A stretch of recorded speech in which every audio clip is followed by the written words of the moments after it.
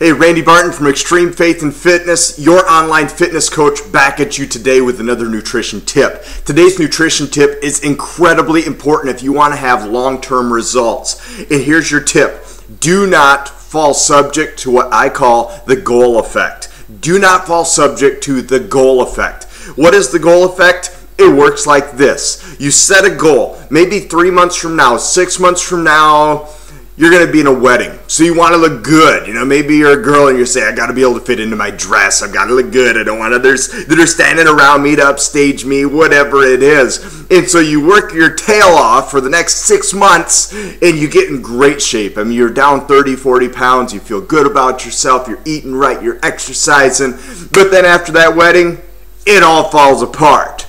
Or maybe it's going to be that you're going to be going to the beach, you're going on vacation, you've got some sort of event. Whatever it is, you set yourself some goal to be in shape for some certain date, or maybe it's just a totally different way. Maybe it says, I want to lose 30 pounds. And so you lose 30 pounds, and once you've lost the 30 pounds, you revert right back to what you've been doing before you lost the weight. We think that we lose all this weight, and it all just stays off for the rest of our life. It doesn't work like that. Losing weight is kind of like a suntan. You get a suntan, and then it slowly goes right back to being a pale, pasty white. It's just the way that it is. So we've got to remember the same thing. If you want to keep yourself a nice golden suntan, you got to keep on it. You got to keep working. You got to keep steady and constant, getting your vitamin D in the sunshine. Well, I'm not promoting any skin cancer-ish, anything of that. It's just an analogy that I hope you can understand.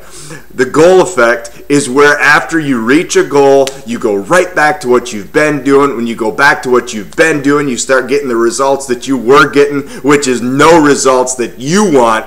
It makes you mushy, it makes you goo all over, and it makes you who you don't want to be.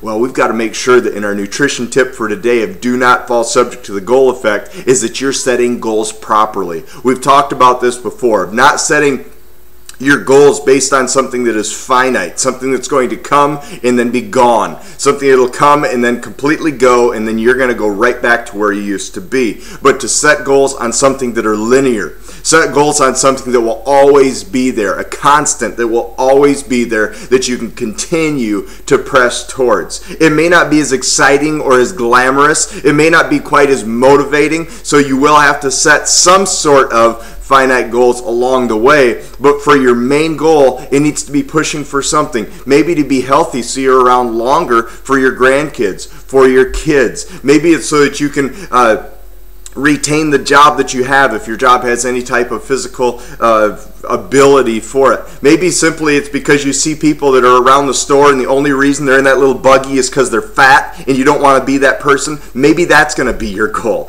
I have no clue what it's going to be, but find something that isn't just, I'm going to lose 30 pounds. Because the fact of the matter is, you shouldn't be deciding how much you weigh. You eat healthy, you exercise right, your body will decide how much you should weigh. It shouldn't simply be by number.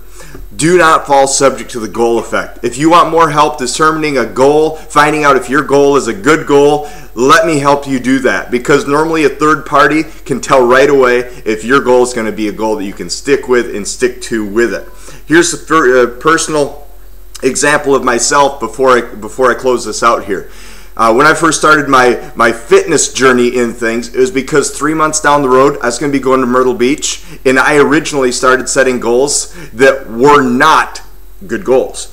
I started out setting a finite goal, and that came and passed, and I thought, my goodness, my body has changed so much. I feel so great. I'm finally starting to grasp and mentally understand the spiritual value in this, being God's temple in all of this. I've just got to keep pressing on. I've got to see how far I can take this. Well, then the next thing I said, well, hey, coming back up in 9 months, I've got a 10-year anniversary. I want to look great for my wife and be my own present to her on my anniversary. Well, that's now come and that's now passed. Well, now we're going to the beach again. So all these are finite goals. So you say, well, what is my linear goal in this? What is my overall goal? I was always the fat kid. I mean, I was always the chunky monkey. I broke 100 pounds when I was in 3rd grade. I have a son that's in 3rd grade now. He's 60 pounds. And I look at him, a healthy, good size, nice size, healthy size 3rd grader, and I think, wow, I was nowhere even close to that. I remember when I broke 200 pounds when I was in 7th grade. I was a big kid. I've been called every name that you could possibly be called.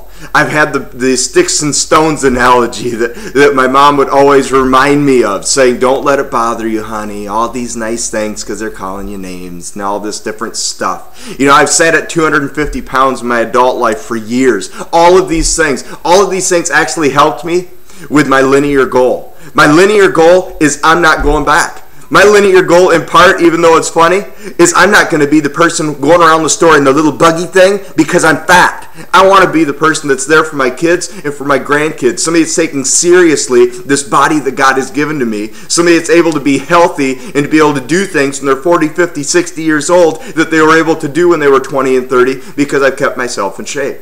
That's what my linear goal is. What's your linear goal? If you don't have one yet, I can guarantee you'll be right back to where you were before you started getting healthy.